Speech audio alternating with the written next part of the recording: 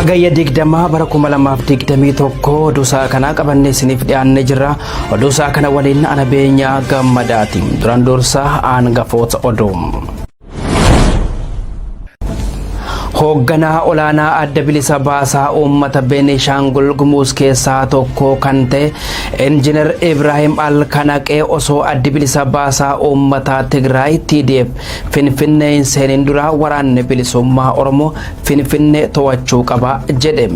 Adda bilisa baasaa uummata Tigraay dursee Finfinnee yoo to'ate uummata Oromoo waliinis lola jabaa keessa seenuuf deema jedha. Waraanni bilisummaa Oromoo zoonii lixaa bobbaa Jaallaggasaa wagee injifannoo gonfachaa jiraachuu beeksise. Poolisiin humna addaa Oromiyaa hedduminaanis waraana bilisummaa Oromootti dabalamaa jiraachuu addi kun beeksisee jira. Godina Harargee lixaa bakkoota garaagaraa keessatti waraanni mootummaa dargaggoota adamsee reebuun gara mana hidhaatti guuraa jiraachuun dhagahame. Milishaa Liyyuu Haayiliin Amaaraa torban kanaa Shawaa Bahaa Aanaa Fantaalleef Boosatitti lolaa cimaa uummata Oromoo irratti banuun ilmaan Oromoo hedduu qe'ee isaaniirraa buqqisaa jiraachuu namootni bilbilaan gamasii irraa odeeffanne HNN'tti himanii jirani.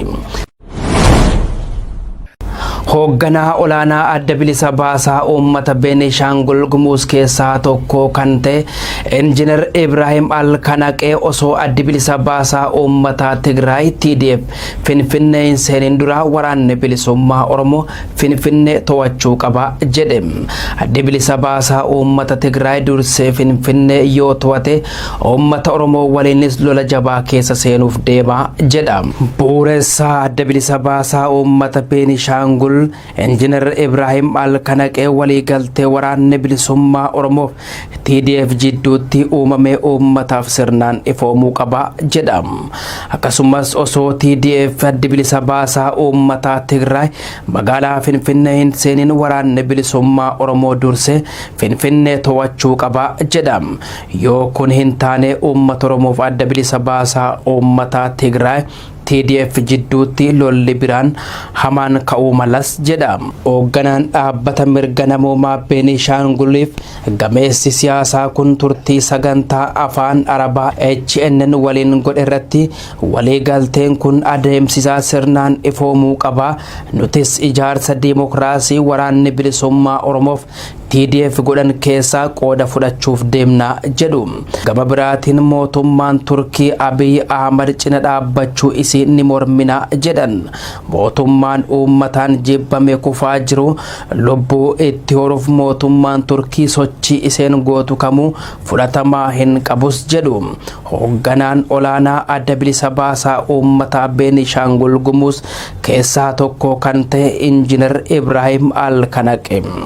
وسائل التحرير ونحن على استعداد نمشي معاكم الحجل بالرجل حتى أديس أبابا حتى فنفني كويس. لكن نريد أن نكتب ذلك، لا بد أن نكتب ذلك لأنه نحن عندنا تجربة مريرة جدا مع التجراي كبنشانغول وأنا شخصيا كويس. Kuna waliigaltee waraanni bilisummaa Oromootiif warri TDF waliin godhan kana ibsa godhamuu qaba. Waliigalteen kun ibsa godhamee jiru. Sadarkaa gaafa waliigalteen kun ibsa godhamee irraa qooda fudhachuudhaaf qophiidha waan jiru dubbatee jira. Mootummaan Turkii xayyaara nama maleeyyiidhaan mootummaa kana gargaaru ni balaaleffanna ni mormina jee gaafa mootummaan TDF fi waboodhaan hoogganamtu jaaramte irraa qooda fudhanna jee ammallee yoo TDF warri TPLF dursanii magaalaa Finfinnee seenan taate isaanii fi uummata Oromoo jidduu rakkoon hamtuun dhufuuf kan jiraatu ta'uu tilmaamee jira. Waraanni bilisummaa Oromoo zoonii lixaa bobbaa Jaallaggasaa wagee injifannoo gonfachaa jiraachuu beeksise. Poolisiin humna addaa Oromiyaa hedduminaanis waraana bilisummaa Oromootti dabalamaa jiraachuu addi kun beeksisee jira. Dabalata oduu kanaatiif Alakee Jaldeessaa. Waraanni bilisummaa Oromoo zoonii lixaa injifannoo gonfachuu beeksise. Boobba Laggasaa Wagiiti waraanni bilisummaa Oromoo zoonii lixaa Wallaggaa Baanaa eebantuu magaalaa Qeellootti kaampii waraana mootummaa guutumatti barbadeessuun magaalicha dhuunfatee jiraachuu beeksise. Guyyaa kaleessa Hagayya 19/2021 giddugala Oromiyaati poolisiin humna addaa Oromiyaa 21 tammoonaa mootummaa keessaa ba'uun waraana bilisummaa Oromoo zoonii giddugaleessatti dabalamanii jiraachuunis beekamee jira. Bifuma wal fakkaatuun Oromiyaa lixaa bakkoota hedduutti poolisootni humna addaa Oromiyaa kaampii mootummaatii milkanii waraana bilisummaa Oromootti dabalamaa akka jiran odeeffannee jira. Yeroo ammaa kanatti waraanni bilisummaa Oromoo murna mootummaa biltiginnaa uummata dararaa jiru irratti tarkaanfii guguddaa fudhachaa kan jiru yoo ta'u, sabboontonni Oromoo gaaburummaan itti hadhooftee mooraa waraana mootummaa keessaa bahanii waraana bilisummaa Oromootti dabalamuun itti fufee jira. Haaluma wal fakkaatu warshaan sukkaraa Fincaa waraana bilisummaa Oromootiin to'atamee jira. Magaalaa Finfinnee irraa gara kaabaa dhiyaatti fageenya kiiloomeetira 350 irratti godina Horroo Guduruu Wallaggaa Aanaa Abbaa Ijoomman keessatti kan argamu. Warshaan sukkaraa Fincaa waraana bilisummaa Oromootiin to'atamee jiraachuun beekamee jira. Warshaan sukkaraa Fincaa diinagdee biyyattii keessatti shoora olaanaa kan qabatee jiru yoo ta'u, waggaatti sukkaara toonii 100,000 fi 10,000 caalu akkasumas itaanoolii liitirii miliyoona 8 oomisha. Waraanni bilisummaa Oromoo yeroo ammaa kan bakkeewwan murteessoo ta'an garaagaraa to'annoo isaa jala galchaa kan jiru yoo ta'u, daandii guddicha Itoophiyaa fi Keeniyaa wal qunnamsiisu guutumatti cufee to'achuusaa gabaasnee turuun keenya ni yaadatama. Godina Harargee lixaa bakkoota garaagaraa keessatti waraanni mootummaa dargaggoota adamsee reebuun gara mana hidhaatti guuraa jiraachuun dhagahame. Dabalataa oduu kanaatiif Bunnoo Waabeekom. Godina Harargee lixaa magaalaa fi aanota dabalatee gandoota garaagaraa keessatti waraanni mootummaa dargaggoota adamsanii reebuun gara mana hidhaatti guuraa jiraachuun dhagahame. Haaluma kanaan godinichatti aanaa mi'eessoo magaalaa Asaboot keessatti halkan kaleessaa waraanni abbaa irree mootummaa amma aangoorra jiru dargaggoota ulaa manaa itti cabsuun guuranii reebaa akka turan odeeffannoo bakka jiraanu qaqqabee ni ifoomsa.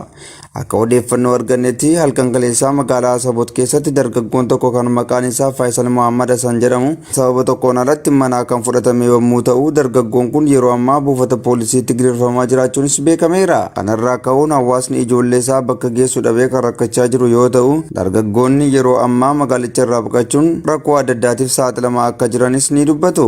Oduu keenya biraatiin godina Harargee Bahaa bulchiinsa magaalaa Dirree Dawaa keessatti bulchiinsa magaalaa deeggarsa raayyaa ittisa biyyaaf gumaachuu qabdan jechuun hawaasa rakkisaa jiraachuun himame. Godinichatti sababa deeggarsaatiin rakkachaa kan jiran hawaasa qofa osoo hin taane barattootaa fi hojjettoonni dafqaan bultoonni illee sababa deeggarsa raayyaa ittisa kanaan hedduu rakkachaa jiru. Kana malees yuunivarsiitii Dirree Dawaa keessatti sanbata darbe waaree dura barattoota dirqamaan walitti qabuun deeggarsa raayyaa ittisa biyyaatiif gochuu qabdu jechuun baajata isaanii akka irraa hir'isanillee itti himaniiru.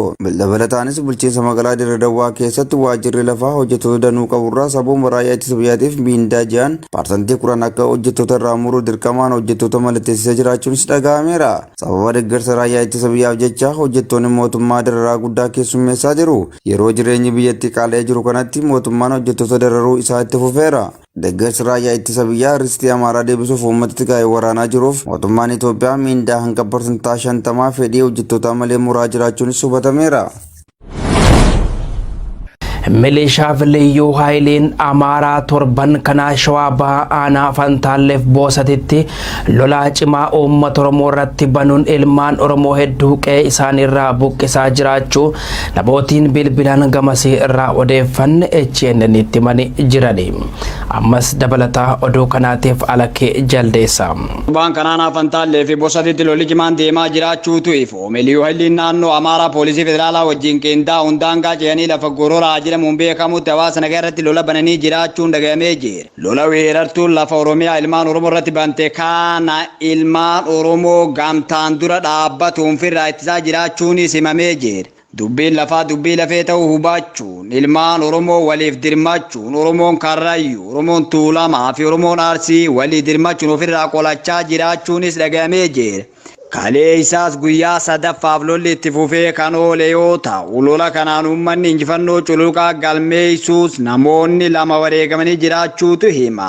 Namoonni baay'een madaanii hospitaalatti wal'aanamaa jiraachuunis dhagamee jira. Namoonni wareegaman tokko dhalataa Karrayyuu yoo ta'u inni lammaffaan ammoo dhalataa Arsii ta'uunis himamee jira. Iyya dabarsa nuuf dirmadhaa jechuun jajjabeewwan aanaa Bosatii fi Faantaallee dhaamsa isaanii dabarfatanii jiran.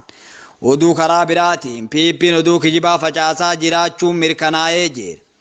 Waliigaltee waboo fi Tigraay Difeensi Foorsii mormuun waboon bakka lamatti qoodame oduu jettu facaasaa jiraachuun PP ifa ta'ee jira.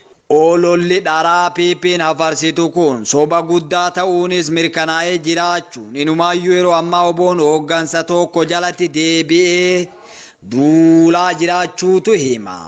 Ajajaa waliigalaa jaalmarroo godhatanii sosso'aa jiraachuutu mirkanaa'e. Kana jechuun kan dur caalaa waboon tokkummaan deemaa jira. PP'n Oromoo burjaajeessuun addaan nu qooddee waggaa 3 turuu dandeessee jechuun hayyoonni Oromoo yeroo dubbata. Ammallee karooruma saniin deemuuf oduu sobaa kana facaasaa jirtis jaanii jiran. Akka waboo keessa wal dhabdeen jirtu fakkeessuun uummata abdii kutachiisanii akka wabootti hin makamne godhuufis akka ta'e shira PP irraa hubachuun danda'amee jira. Hawaasni shakkii akkanaa yoo horaate bakka lamatti bajedhee karoorfaatuun ololaa kan jiran yoo ta'u kana ta'uu baattanii burjaajii jarri uumaa jiru. Faashaalsuun barbaachisaadha jechuun beektonni sabaa jala muranii dubbatan. Dubbii kana irratti dubbataan waboodaa tarbii akka jaaniitti ololli waboon bakka lamatti bahee jira jedhu soba adii ta'uu himee jiraachuunis mirkanaa'ee jira. Hayyeen kabajamoo daawwattoota Egeree Niwus Neetwoork oduunsaa kanaaf qabanne isiniif dhiyaanne asirratti goolabnee jirra. Oduu kana dubbisuun kan isin faana ture ana beenyaa gammadaati. Ogeessi kaameraaf suur sagalee Bunnoo Waabeekos akkasumas teeknishaanonni istiidiyoo HNN Badrii Abdoof gammadaa suutes nu waliin turanii isinis qophii keenya HNN afan waliin turtii gaarii.